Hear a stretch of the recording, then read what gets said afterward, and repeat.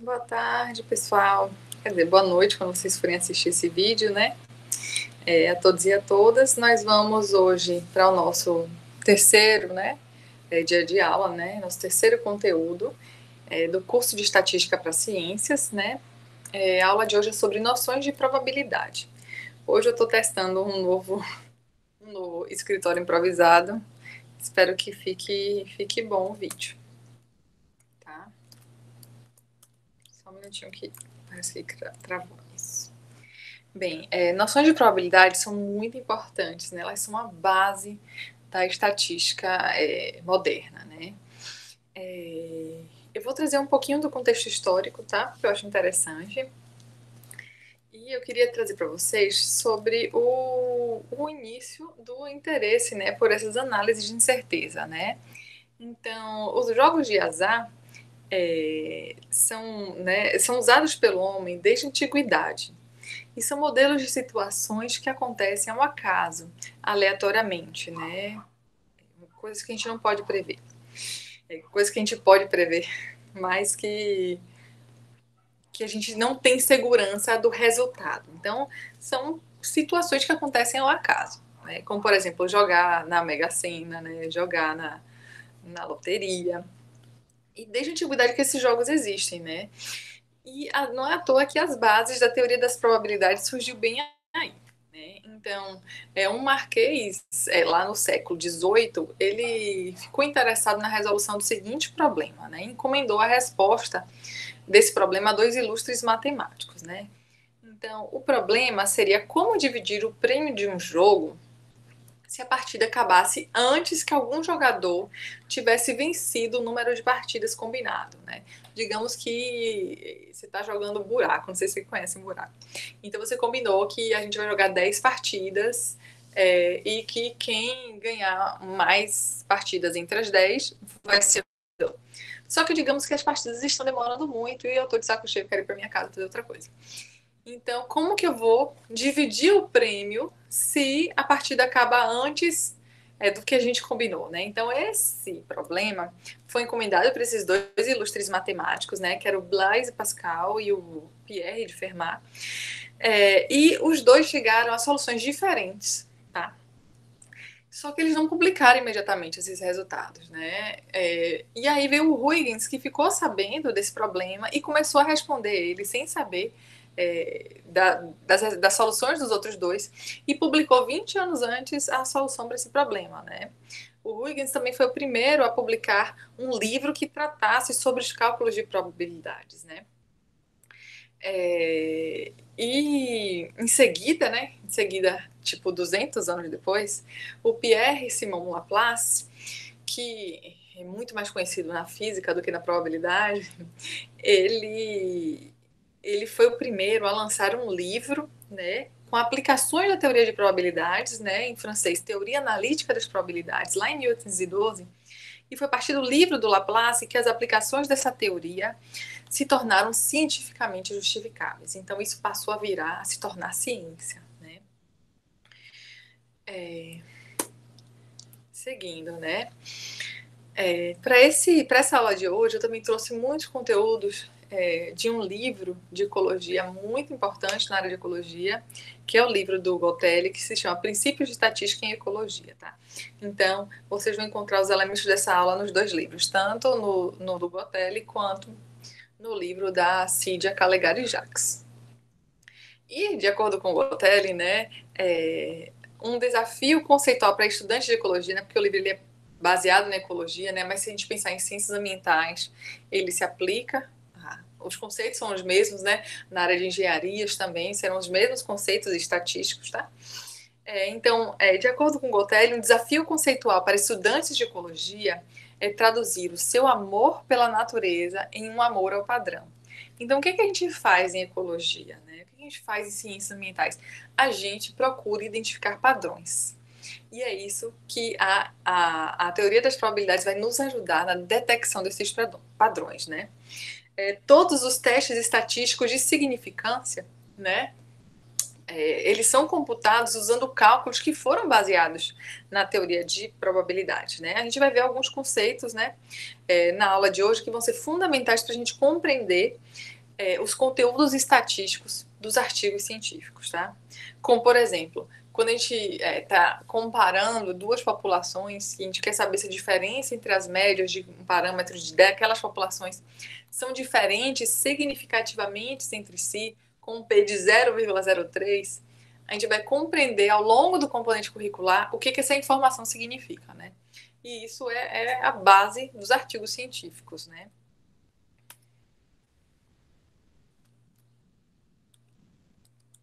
Ai, gente, desculpa, acabou que eu não passei o slide, fui falando e não passei o slide, tá? Esse é o do amor à natureza pelo amor ao padrão. Mas vamos seguindo, né? Então, o que seria probabilidade, né? Então, a probabilidade, né, pode ser resumida entre qual que seria o provável resultado de um evento sobre o qual nós estamos inseguros, né? E por que a gente não sabe o resultado de um determinado evento, de uma determinada situação? Porque o nosso mundo varia, né? O mundo ele é povoado de variações, né? E a variação que existe no mundo, ela muitas vezes não é previsível. Algumas vezes é, mas muitas vezes ela não é claramente previsível. E a teoria das probabilidades estuda esses fenômenos aleatórios, fenômenos casuais, né? Que ocorrem ao acaso, né? Então, quando a gente pensa assim, se a previsão do tempo nos diz que tem 70% de chance de chover, a gente entende o que isso significa, né? Super intuitivo. Então, a gente pode pensar na probabilidade como algo assim, o provável resultado de um evento sobre o qual nós estamos inseguros, né? Aqui nessa imagem ao lado, né, do lado direito, a gente tem a Serracenia purpúrea. A Serracenia purpúrea é uma espécie de planta-jarro, né? Essa planta-jarro, ela captura insetos em suas flores, que são cheias de água da chuva, né? Você está vendo que eles têm um formatinho de jarro, né? Então, quando chove, ali fica acumulado a água da chuva e alguns dos insetos que visitam a planta, eles caem e afundam, né? E aí a planta extrai os nutrientes do inseto que fica se decompondo lá dentro, né? Um exemplo do que a gente pode fazer em relação a esse fenômeno é calcular qual é a probabilidade de sucesso na captura dessa planta, né, a cada visita. Então, assim, se um inseto vem visitar a planta, qual é a chance que existe dele ser capturado ali durante aquela visita, tá? Bem, e tudo isso depende intrinsecamente do espaço amostral, né, que é um conceito fundamental em estatística, né? Então, o que é um espaço amostral? Ele é o conjunto de todos os resultados possíveis em um experimento, né? Então, digamos, aqui eu tenho alguns exemplos de conjuntos discretos, tá? Então, digamos que eu tenho uma moedinha e eu lanço ela para cima. Eu só tenho dois resultados possíveis, cara ou coroa, né? Então, como é que eu vou representar matematicamente esse espaço amostral, né? O U está representando meu universo, né? Meu espaço amostral. E ele é igual a chavinhas, né? As chavinhas, elas vão simbolizar o conjunto, né? O conjunto de resultados possíveis. E os parênteses simbolizam cada evento desse conjunto, tá? Então, entre parênteses, cara é um possível resultado, é um elemento do meu conjunto. E depois, entre parênteses, de novo, coroa, que é um elemento desse meu conjunto, né, que representa o espaço amostral. Então, quando eu lanço a moeda para cima, eu posso ter cara ou eu posso ter coroa. Então, o meu espaço amostral é delimitado por cara e coroa, tá? Aqui eu tenho um exemplo de um dado aqui no meio, né? Então, se eu lanço um dado para cima, eu tenho 6 resultados possíveis. Pode cair o número 1, o número 2, o número 3, o número 4, o número 5 ou o número 6. Então, eu tenho 6 resultados possíveis compondo o meu espaço amostral. E no caso da planta jarro, né, eu tenho o resultado de captura, né, o inseto visitou a planta e ficou lá dentro, a planta conseguiu capturar o inseto, ou fuga, ele visitou a planta e foi embora. Então, tenho 2 resultados possíveis, captura ou fuga, né? Esses conjuntos, eles são chamados de discretos porque são resultados contáveis, né? Eles podem ser transformados em números inteiros, tá? Bom, e o que seria um evento? O evento seria simplesmente um processo de início e fim reconhecíveis, como, por exemplo, o inseto que visitou a planta, né? O lançamento de uma moeda, o lançamento de um dado. Então, cada evento, ele é um processo que começa, termina e tem um resultado, tá? Então, a probabilidade de um evento, né? Desculpe, a probabilidade de um determinado resultado ocorrer é dada pela seguinte fórmula, né? A probabilidade de um certo resultado é igual ao número de resultados que um evento ocorre, né? Dividido pelo número de observações. Então, digamos, no caso lá da planta que captura insetos, né? Então, a probabilidade do resultado captura ocorrer vai ser o número de vezes em que a planta conseguiu capturar um inseto dividido pelo número de vezes que eu observei. Então, digamos que eu passei um dia observando 1.000 insetos, 1.000 eventos de visita de um inseto na planta, né? Então, esses 1.000 eventos seriam as minhas observações. Então, um inseto visitou a minha planta 1.000 vezes. E dessas 1.000 vezes que ele visitou a planta, né, que é o número de observações, quantas vezes houve captura? Então, a probabilidade de captura vai ser igual ao número de vezes que um inseto foi capturado, dividido pelo número de vezes que o inseto visitou a planta, tá?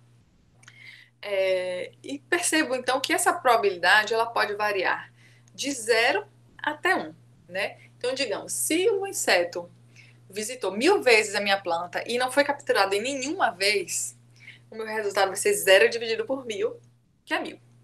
Agora, se ele visitou 1.000 vezes e foi capturado 1.000 vezes, 1.000 dividido por 1.000 vai dar 1.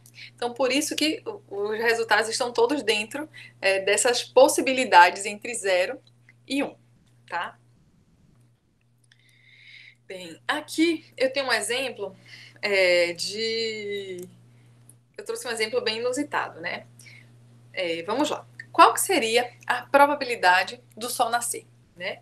O meu espaço amostral, né, que é o meu conjunto composto de possíveis resultados, é o Sol nascer ou o Sol não nascer, né? Então, se a gente tiver que responder essa pergunta, né, ela vai depender de por quanto tempo eu vou ficar observando, né, do meu universo de interesse. Então, se eu olhar pelos próximos 50 dias, né, ou nos últimos 39 anos da minha existência, o Sol nasceu todos os dias nos últimos 39 anos da minha existência. E se eu olhar nos próximos 50 dias, é muito provável, né, que o Sol nasça todos os dias. Entretanto, o Sol, ele é uma estrela ordinária, né? Ele é um reator nuclear que libera energia quando os átomos de hidrogênio se fundem para formar o hélio, né? E após 10 bilhões de anos, a gente tem a expectativa de que todo o combustível de hidrogênio vai se esgotar e essa estrela vai morrer. Então, como o Sol ele é considerado uma estrela de meia-idade, né? A gente acredita que o Sol já tem 5 bilhões de anos de existência, né? Então, daqui a 5 bilhões de anos, é bem possível que o Sol não nasça mais na Terra, né? Se a Terra ainda existir. Então, essa probabilidade do Sol nascer, ela vai depender da minha escala de tempo observacional. Então, quanto tempo eu vou ficar observando esse evento de nascer ou não nascer para poder calcular essa probabilidade, né? Então, tudo depende do meu universo de interesse, a minha capacidade de observação. Bom, isso culmina, né, com toda estimativa de probabilidade depende do meu espaço amostral, né? Então, por exemplo, aqui a gente vai ver o exemplo de novo dos insetos que visitam lá a planta carnívora, né? Então, nesse estudo, esse foi um estudo que durou 1 ano de duração. Então, toda semana o pesquisador visitava uma planta jarro e observava 1.000 visitas de insetos à planta jarro. E colocava aqui o número de insetos que foram capturados. Só um minutinho que eu vou tentar usar o apontador, tá? Então, na primeira semana, olha só aqui nessa tabela, né? Aqui tem a identificação da semana. Então, essa é semana 1, semana 2, semana 3. até a semana 52, né, que o ano tem 52 semanas. Aqui tem a data da observação, 1º de junho de 98, 8 de junho de 98 e assim por diante. E aqui a quantidade de insetos capturados a cada 1000 observações, né? Então, a partir desse conjunto de dados, eu posso calcular a probabilidade de captura para cada amostra a partir da seguinte fórmula, né? A quantidade de resultados captura dividido pela quantidade de observações. Então, aqui na semana 1, eu vou ter 10 insetos capturados dividido por 1000 observações. Na semana 2, eu vou ter 13 insetos capturados dividido por 1000 observações. E vocês estão vendo que essa vai ser uma tabela longa, né, com 52 linhas. E eu posso também ilustrar os dados dessa tabela aqui nesse histograma, né? Então, relembrando, né, o que é o histograma. Aqui eu tenho, no eixo X, né, o número de insetos que foram capturados a cada 1000 visitas, né?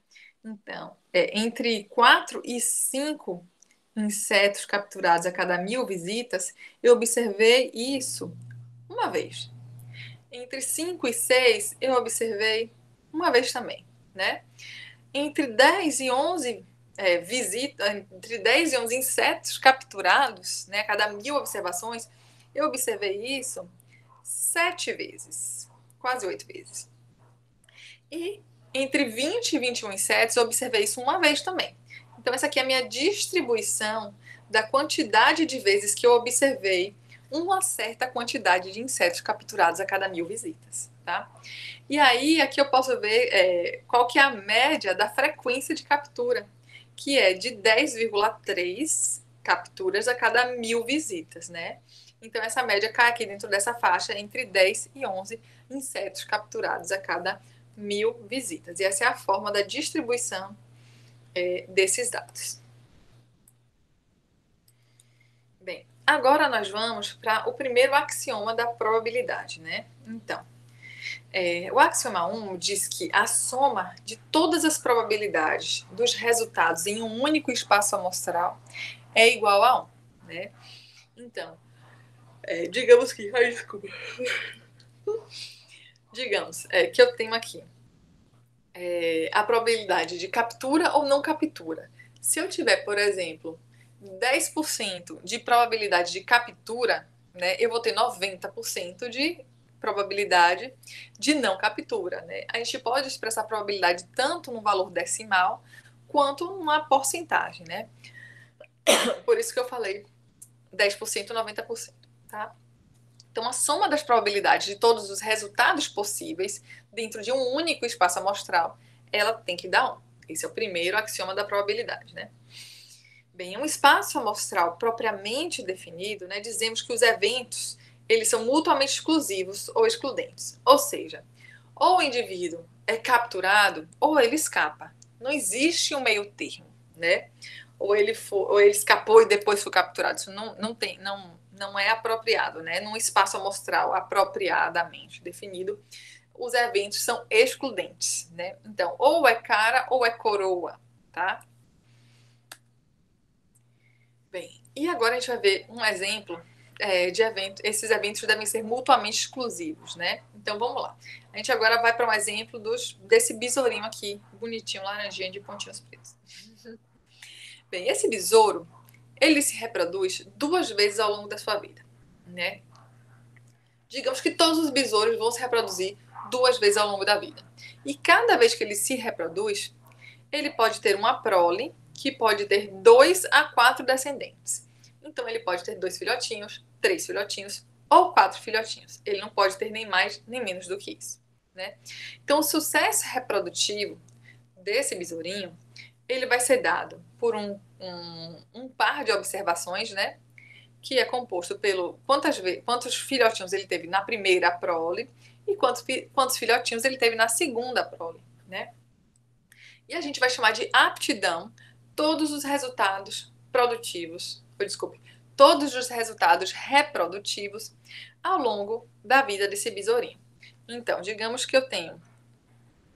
deixa eu tentar desenhar aqui. Eu tô até sem minha canetinha.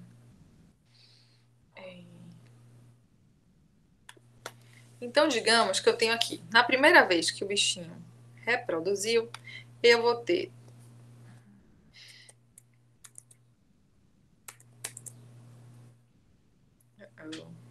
isso não tá dando certo.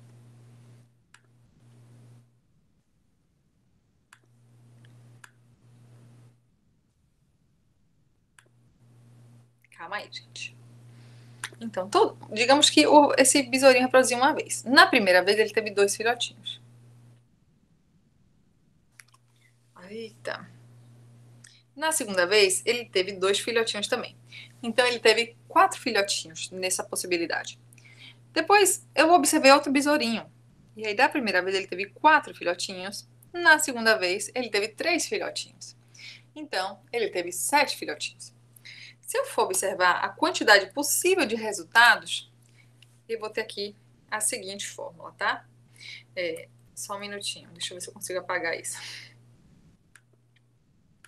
Então, eu posso ter 2, 2, o par 2, 3, que é 2 filhotinhos na primeira prole, 3 na segunda prole, 2 na primeira prole, ou 4 na segunda prole.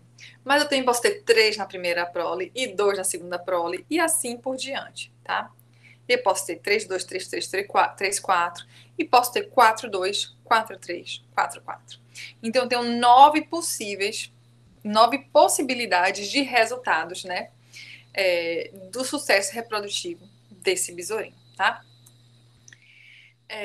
E o que a gente chama de eventos independentes. São independentes quando a ocorrência ou não de um evento não tem nenhum efeito na probabilidade da ocorrência do outro. Então, por exemplo, se eu tive 2 filhotinhos na primeira prole, isso não tem nenhum impacto na minha segunda prole, se eu vou ter 2, 3 ou 4. Então, se eu tenho 9 possíveis resultados, né, reprodutivos, e eles são independentes, né, a probabilidade de qualquer uma dessas situações vai ser de 1 sobre 9. Né? Então, a probabilidade de eu ter 2 filhotes na primeira prole e 2 na segunda prole vai ser 1 sobre 9. A probabilidade de eu ter 2 na primeira prole e 3 na segunda prole, 1 sobre 9. E assim por diante. Vão ser probabilidades iguais se os eventos forem de fato independentes, tá? E aí, se a gente tiver essas condições atendidas, né, eventos independentes e mutuamente exclusivos, a gente pode fazer operações com essas probabilidades, tá? Eu vou explicar aqui quais são as operações e depois a gente vai ver exemplos, tá? Então, o que a gente chama de eventos complexos seriam ocorrências múltiplas de eventos simples no espaço amostral. Então, digamos que eu quero calcular, né, 2 eventos que são independentes, né, mutuamente excludentes, de ocorrerem. Mas a ocorrência desses 2 eventos, como é que eu calculo? Como é que eu calculo a probabilidade de ocorrência de 2 eventos, por exemplo, dentro de um espaço amostral? Então, para fazer isso, eu vou somar as probabilidades dos exemplos simples, né? E no caso de exemplos compartilhados, né? O que seriam os exemplos, os eventos compartilhados? Seriam ocorrências múltiplas e simultâneas de eventos simples do espaço amostral. Então, seriam ocorrências simultaneamente, né, de eventos que ocorrem ao mesmo tempo. Nesse caso, a gente multiplica as probabilidades do evento simples, tá? E calma aí que a gente vai ver exemplos, né? Então, vamos lá. Nesse exemplo aqui, a gente vai aprender também o segundo axioma da probabilidade, né? Que a probabilidade de um evento complexo ela é igual à soma das probabilidades dos resultados que compõem aquele evento. Vamos entender um pouco mais sobre isso. Então, digamos que eu quero saber qual que é a probabilidade de um besouro ter 6 descendentes, né? Então, aqui eu vou usar a teoria dos conjuntos, tá? Para a gente explicar essas relações entre as probabilidades. Então, esse círculo maior, né, esse conjunto maior, ele é chamado de aptidão. Lembra que a aptidão são todos os possíveis resultados do sucesso reprodutivo, né? Do meu besourinho, então eu tenho a possibilidade, todos os meus pares de possibilidades, né? Então, eu tenho 2 na primeira prole, 2 na segunda prole, e assim por diante. Então, a aptidão é esse conjunto aqui formado por 9 pares, né, de elementos. E a minha probabilidade de eu ter, de um besourinho ter 6 descendentes, ela vai estar aqui, circulada aqui nesse conjunto, nesse subconjunto que está incluído, né, em aptidão, né, está contido em aptidão. Então, se eu tiver 2 filhotes na primeira prole e 4 na segunda, eu tenho 6 descendentes. Se eu tiver 4 na primeira prole e 2 na segunda, eu também tenho 6 descendentes. E se eu tiver 3 na primeira e 3 na segunda, eu também vou ter 6 descendentes. Então, de acordo com a teoria de probabilidade, se eu somar, né, se eu quero saber qual é a probabilidade de eu ter 6 descendentes, eu vou simplesmente somar as probabilidades de cada um desses eventos acontecerem, né? Então, se eu tenho 1 sobre 9 de probabilidade de qualquer um desses pares ocorrer, eu vou somar 1 sobre 9 com mais 1 sobre 9 com mais 1 sobre 9, que vai me dar 3 sobre 9, 1/3, 0,33, tá? Bem, agora a gente vai ver um pouquinho sobre e esse diagrama aqui é chamado de diagrama de Venn, tá? Ele vai ilustrar o que é a interseção ou união de conjuntos, tá? A partir desse mesmo exemplo do besourinho, tá? Então vamos lá. De novo, esse conjunto maior aqui, esse círculo maior aqui é o aptidão, né? Que são os 9 possíveis pares de resultados, né? Eu vou chamar de conjunto F, né? Os pares de proles que têm 2 descendentes na primeira prole. Então, eu vou ter os pares 2, 2, 2, 3 e vou ter o par 2, 4. Tá? Eles estão aqui nesse conjunto que eu vou chamar de F. E o conjunto S, ele vai representar os pares de proles com 4 descendentes na segunda prole. Então, aqui eu vou ter 2, 4, 3, 4 e 4, 4. Então, também tenho 3 pares no conjunto S, né? Então, todas as possibilidades de eu ter 4 filhotinhos na segunda prole, né? Percebam que existe um par que é comum aos conjuntos F e ao conjunto S, né? Que é o par 2, 4. Ele começa com 2, termina com 4, né? Então, isso aqui a gente chama de interseção entre F e S, né? Ele representa o elemento comum aos dois conjuntos, né? Isso a gente chama de interseção, que é representada por esse símbolozinho aqui, tá? Agora, e isso já a gente vai ver como isso se traduz nos cálculos de probabilidade, tá, pessoal? E o símbolo do U, né, ele é o que a gente chama de união. Então, a união entre os conjuntos F e S, ela está aqui, ó, estabelecida por esse círculozinho, né? A união, ela é dada por todos os elementos que tem F, todos os elementos que tem S. Só que se a gente, por exemplo, se eu tenho 3 elementos em F, 3 elementos em S, e eu somar os dois, eu vou ter 3 com 3, 6 elementos, né? Mas percebam que quando eu fiz isso, eu acabei duplicando o elemento que existe em comum entre eles. Então, eu preciso levar isso em consideração quando eu estou, né, somando aqui a união entre F e S, né? Então, a união entre F e S vai ser igual à probabilidade de F acontecer mais a probabilidade de S acontecer menos a probabilidade da interseção entre F e S. Quando eu faço isso, vocês vão ver que eu vou chegar no valor certo, que é 5 entre 9, né? Ó, 1, 2, 3, 4, 5, tá? Então, vamos lá. Eu acabei passando essa fórmula um pouquinho antes do que eu queria. Então, a probabilidade de eu ter qualquer elemento do conjunto, de eu ter o conjunto F, né, um par de prole, onde o primeiro descendente sejam 2, onde a primeira reprodução me dê 2 descendentes, vai ser a soma dos elementos de F, que é 1 sobre 9, mais 1 sobre 9, mais 1 sobre 9, né? É a probabilidade de cada um desses elementos acontecer, que é igual a 3 sobre 9. Se eu quiser saber qual é a probabilidade, né, de eu ter 4 descendentes na segunda prole, eu também vou calcular a soma das probabilidades desses 3 eventos, que é 1 sobre 9, mais 1 sobre 9, mais 1 sobre 9. Né? No caso da interseção, eu vou ter a probabilidade de 1 sobre 9, né, que eu só tenho um elemento nessa interseção. Né? E aqui, de novo, voltando para essa fórmula da união, a probabilidade da união, né, de F com S vai ser a soma das probabilidades de F mais a soma das probabilidades de S menos a interseção, que é 1 sobre 9, né? Então, assim eu consigo chegar nos meus 5 pares, né, entre 9 possibilidades, que é essa fração aqui, tá bom? Bem, agora nós vamos ver a probabilidade condicional em eventos complexos, né? Então, o que é probabilidade condicional em eventos complexos? Desculpe a desconfiguração do slide, viu, gente? Bom, o que seria um evento complexo? Digamos que nós temos informação sobre um resultado de um evento complexo, né? Por exemplo, se a gente já sabe que a primeira prole resultou em 2 descendentes, né? E eu ainda quero saber qual é a probabilidade de eu ter 6 descendentes, né? Aquela pergunta inicial. Só que eu já sei o primeiro resultado, né?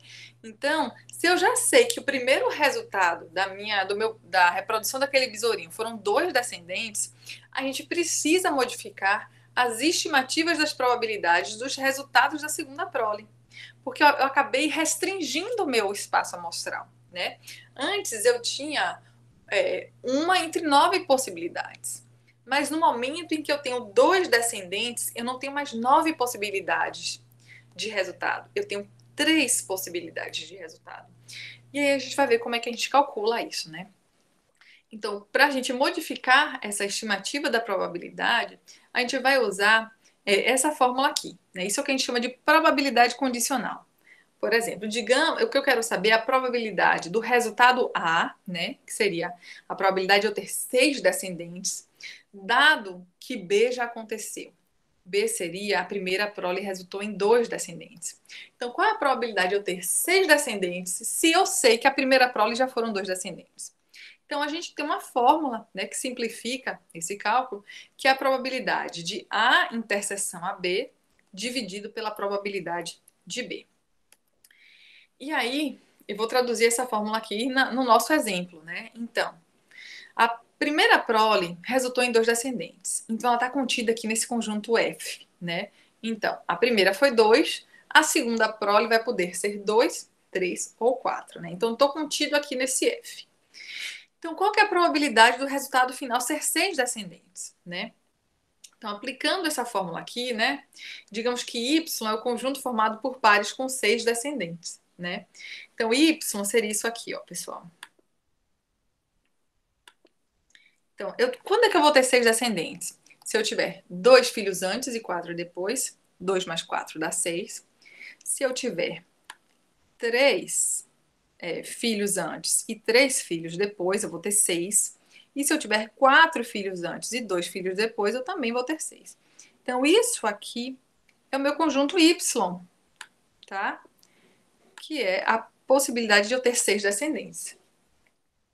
Então, a probabilidade de Y, né, inter F, né, de Y ter uma interseção com F é igual a 1 sobre 9, né? Então, esse conjunto F com esse conjunto Y aqui, a interseção deles é de 1 sobre 9, a probabilidade, né?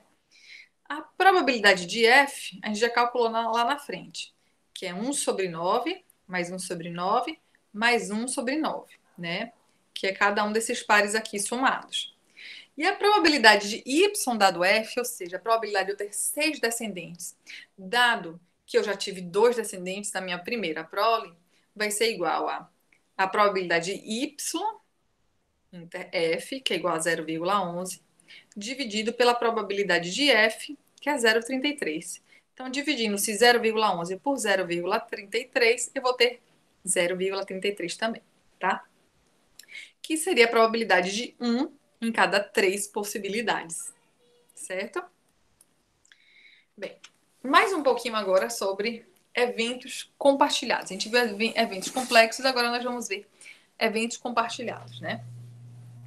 Eu agora vou trazer o exemplo, né, das probabilidades de ocorrência de uma planta chamada paineirinha e de uma lagarta chamada lagarta monarca em um afloramento rochoso. Então, num determinado local, eu tenho tanto, ocasionalmente eu vejo a paineirinha, que é a planta, e ocasionalmente eu vejo a lagarta, né? Então, eu vou chamar de P de R a probabilidade da paineirinha ser resistente, ou seja, é uma variedade, né, da tal da paineirinha de produzir um metabólito secundário, né, algum composto, né, que a torna resistente aos herbívoros, né? Então, a probabilidade de eu ter a paineirinha resistente, ela é de 20 a cada 100, 20%, que é 0,2. Já a probabilidade da lagarta correr, ela é de 70%, que é de 0,7. Né? E aí eu quero perguntar para vocês, qual seria a probabilidade de plantas não resistentes? Né? Então, e qual que é a probabilidade de eu não encontrar lagartas também? Então, se a gente voltar lá para o primeiro axioma das probabilidades, né, onde a soma das probabilidades de eventos mutuamente excludentes, né, elas vão somar 1. Então, eu só tenho duas possibilidades de resultados aqui. Se eu tenho paineirinha resistente e ela é 20%, a outra possibilidade, né, de eu ter paineirinha não resistente vai ser de 1 menos 0,2. Vai ser 0,8. Eu posso fazer a mesma lógica para a lagarta. Se a probabilidade de eu encontrar uma lagarta é de 70%, de 0,7, a probabilidade de eu não encontrar uma lagarta vai ser 1 menos 0,7, que vai ser 0,3. Né? Então, a probabilidade desses eventos, elas são de mutuamente excludentes, a soma delas é 1. Tá? Bem, e aí agora a gente vai calcular a probabilidade da interseção de eventos independentes, né? Nesse caso, a gente vai, se eu tenho dois eventos que são independentes, né? E eu quero que eles ocorram simultaneamente, ao mesmo tempo, né? Então eu não vou mais somar, eu vou multiplicar as probabilidades. Então, se eu quero saber qual é a probabilidade de eu ter uma população suscetível, que é não resistente, e sem lagarta, eu vou ter que calcular a probabilidade de uma planta não resistente, ou seja, uma planta suscetível, multiplicada pela probabilidade de eu não ter lagarta. Então, eu volto naquele cálculo que eu fiz aqui, né? A probabilidade de não resistente é 0,8, a probabilidade de não lagarta é 0,3. Então, eu multiplico 0,8 por 0,3 vai dar 0,24, tá? E o meu resultado ecológico disso é, se eu tenho uma paineirinha que não é resistente, que é suscetível, mas eu não tenho lagarta, então eu vou ter paineirinha sim, mas não vou ter lagarta. Segundo exemplo, se eu tenho uma população suscetível, ou seja, uma população não resistente, e eu tenho lagarta, aí eu vou multiplicar 0,8 por 0,7, né? 0,8 não resistente e 0,7 tem lagarta. Então, eu tenho uma probabilidade de 0,56, ou seja, 56% de chance de eu ter paineirinhas não resistentes e lagartas. O meu resultado ecológico aqui vai ser que as paineirinhas vão desaparecer. Então, não vou ter mais paineirinhas, mas vou ter as lagartas, tá? E assim por diante. Se eu quiser saber qual é a probabilidade de ter uma população resistente, né, mas sem lagarta, eu vou multiplicar a probabilidade da população resistente, que é 0,2, pela probabilidade de eu não ter lagarta, que é 0,3. Então, eu vou ter 6% de chance de ter populações resistentes sem lagartinhas. E se eu quiser, né, saber a probabilidade de ter uma população resistente com lagarta, eu vou multiplicar 0,2 por 0,7 e eu vou ter 0,14, com o resultado ecológico de que terei paineirinhas e lagartas, porque a paineirinha resistente ela não vai desaparecer com o aparecimento das lagartas, tá? Porque as lagartas não vão conseguir comer as paineirinhas, certo? Então, esse é um caso de multiplicação, porque eu quero que dois eventos que são independentes entre si, eles aconteçam simultaneamente. Bem, e agora nós vamos chegar no exemplo de probabilidade condicional, né? Então, a probabilidade condicional, ela é dita quando a probabilidade de um evento depende da condição em que ele está sendo considerado, né? Então, isso é bastante utilizado, né, para testar associações entre variáveis. E isso a gente vai ver lá na frente do nosso componente curricular, né? Como que a gente usa isso para testar associação entre variáveis. Mas, por agora, a gente só analisando essa tabela, a gente já vai conseguir perceber o que é essa probabilidade condicional. Então, essa tabela 3.2, ela traz a incidência de baixo peso ao nascerem recém-nascidos, lá no Rio Grande do Sul, conforme o uso de fumo pela mãe durante a gravidez. Então, o que eu vou ter aqui? Eu vou ter mães fumantes, tá? E vou ter mães não fumantes. E aqui eu vou ter crianças com baixo peso, sim ou não. Então, e aqui o total de mães observadas, né? Então, no caso de mães fumantes, eu observei esse estudo, né? Observou 2.419 mães que fumavam, e dessas mães que fumavam, 2.144 dos bebês não nasceram com baixo peso, mas 275 nasceram sim com baixo peso.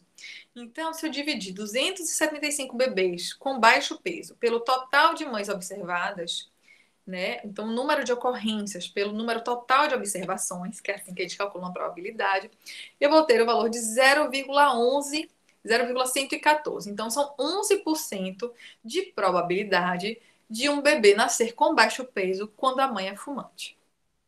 No caso das mães não fumantes, esse estudo analisou 4.800 mães não fumantes, tá?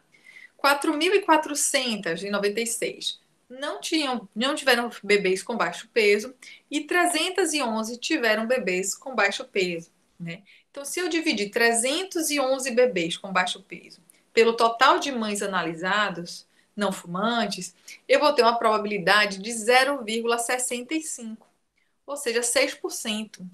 Então, percebam que, embora os números brutos aqui, né, possam nos enganar, né, porque a gente tem 311 maior que 275, o interessante aqui é o número de ocorrências de acordo com o total de mães analisadas, né? Então, eu tenho 6% de probabilidade de bebês com baixo peso em mães não fumantes, e eu tenho 11% de probabilidade de bebês com baixo peso em mães fumantes. Então, notem que é quase o dobro de chance do seu bebê nascer com baixo peso se você fumou durante a gravidez, tá? Então, essa é uma probabilidade condicional, porque o fato do bebê nascer com baixo peso parece que tem uma dependência, uma associação, né, com o fato da mãe ser fumante. E agora, por último, a gente vai ver um conceito chamado de risco relativo, né? Então, o que a gente chama de risco relativo é a razão entre duas probabilidades condicionais, tá? Por exemplo, entre pessoas com e um certo fator de risco, tá? Então, digamos que eu tenho duas probabilidades condicionais e eu quero saber qual que é o risco relativo em relação a essas probabilidades condicionais. Eu acho que quando a gente for para a tabela vai ficar mais claro um pouquinho. Essa tabela, ela traz a probabilidade de nascimento de uma criança com síndrome de Down, tá?